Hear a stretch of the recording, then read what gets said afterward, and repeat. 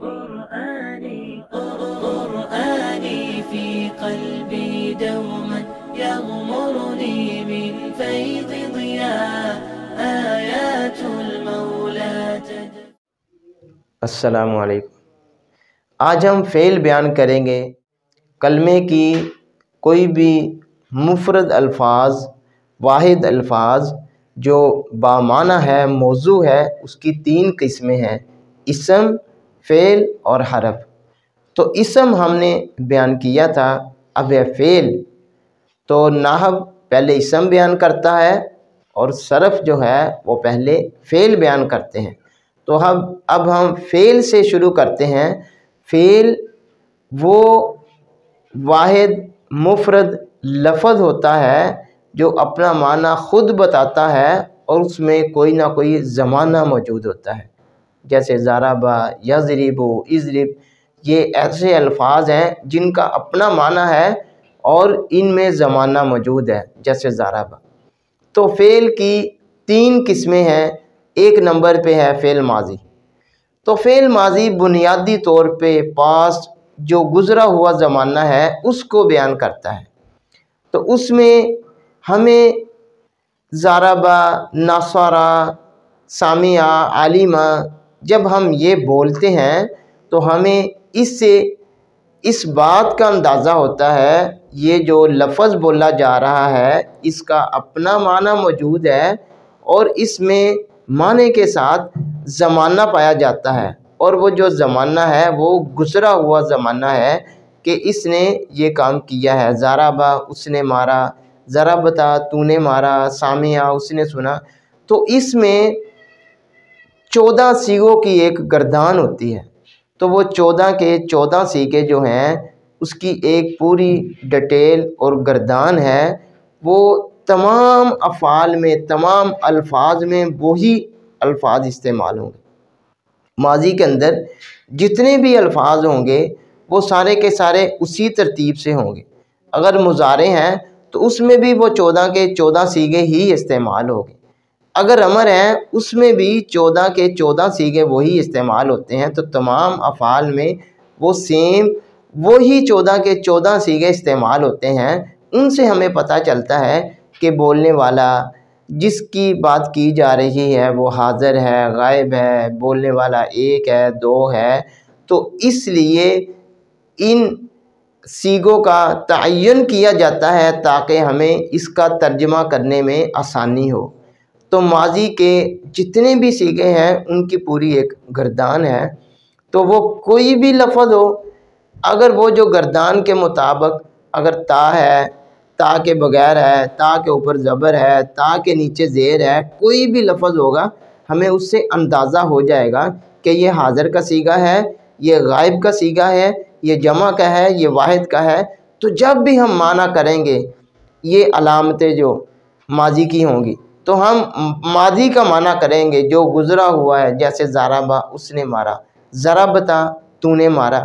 تو اس کی ہم آپ کے سامنے ڈیٹیل بیان کریں گے کہ یہ اس کی علامتیں ہیں، یہ حاضر کی علامت ہے، یہ غائب کی علامت ہے۔ تو پہلا صیغہ ہوتا ہے ضرب، سمپل 3 لفظی جو ماضی ہوتی ہے، 3 حرفی، اس میں 3 حرف ہوتے ہیں اور 3 حرفوں کے اوپر زبر زیر پیش آتی ہے۔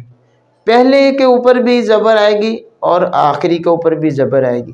جو درمیان والا ہے ماضی کی علامت یہ ہے واحد کا صیغہ، جو درمیان والا ہے اس پہ زبر بھی آ سکتی ہے، پیش بھی آ سکتی ہے اور زیر جسے کہتے ہیں کسرہ، فتح، ضمہ۔ تو یہ ساری حرکتیں، تینوں حرکتیں آ سکتی ہیں فعل ماضی کے اوپر۔ تو اب پہلے کے بعد جو دوسرے صیغے ہوں گے ان کی علامتیں ہیں، یہ آپ کے سامنے بیان ہو رہی ہے۔ یہ پہلا صیغہ ہے، یہ دوسرا صیغہ ضربہ ہے، پہلا ضربہ، دوسرا ضربا، الف کا اضافہ کیا ہے، تیسرا ضربو، آگے ضربت، ضربتا، ضربنا۔ آگے یہ غائب کے صیغے تھے 6، ضربہ، ضربا، ضربو، ضربت، ضربتا، ضربنا۔ آگے یہ 6 صیغے جو ہیں یہ حاضر کے ہوں گے۔ یہ تا سے شروع ہو رہے ہیں، یہ حاضر کے ہیں، اس کا معنی یہ کریں گے تم نے کیا، واحد ہو، مذکر ہو، مؤنث ہو، جمع ہو، تثنیہ ہو، تو یہ ہوں گے ضربتا، ضربتما، ضربتم، ضربتی، ضربتما، ضربتن۔ یہ پہلے 6 جو تھے وہ غائب کے، یہ دوسرے 6 یہ حاضر کے۔ اب لاسٹ میں 2 صیغے ہیں جو متکلم کے ہیں، تو واحد مذکر اور مؤنث ایک ہی ہے، اور متکلم میں جمع میں تثنیہ کو اور جمع کو، مذکر کو اور مؤنث کو آگے جمع کر دیا ہے، چاروں کے چاروں صیغوں کو ایک ہی صیغہ بنا دیا ہے۔ متکلم میں 2 جمع ہے اور واحد میں، اور جمع متکلم میں 4 صیغے جمع کیے۔ تو جو غائب کے 6 صیغے ہیں ان میں سارے کے سارے علیحدہ ہیں۔ غائب کے 6 صیغے، ان میں پہلے 3 مذکر کے ہیں، دوسرے مؤنث کے ہیں۔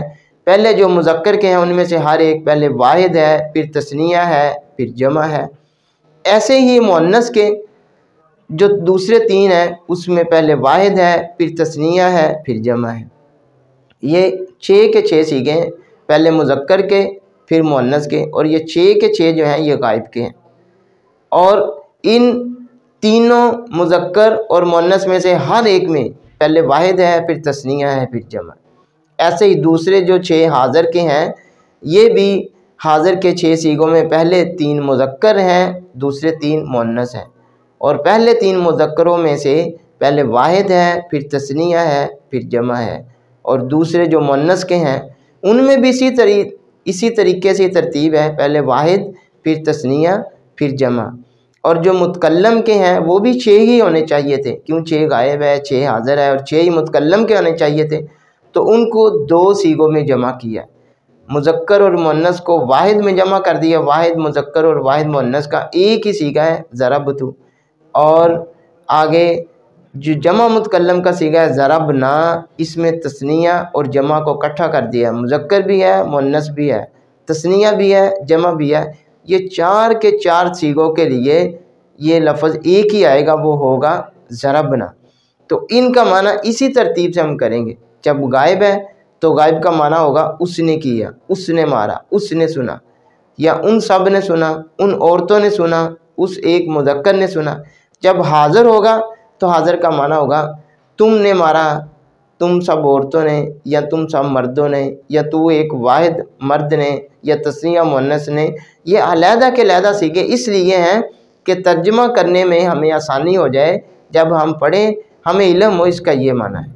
من فيض ضياء